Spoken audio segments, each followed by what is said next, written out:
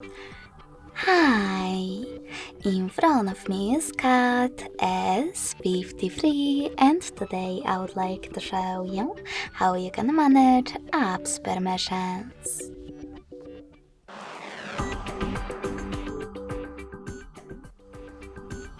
First of all, go into Settings.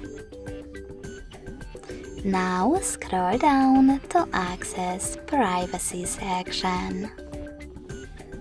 In it, select Permission Manager at the top and tap on one of your device's options that you wish to manage, like camera.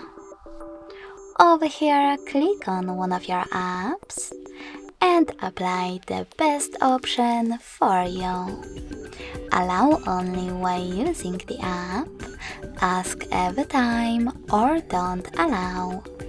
I will go with the first one, so when I go back, as you can see, Chrome just gained access to my device's camera if I'm using this app. But you can always just click on one of your apps and tap on See All Permissions at the bottom.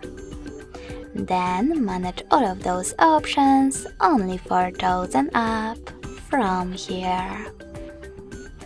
Thanks so much for watching. If you enjoyed this video, smash that like button, comment, and subscribe. Bye!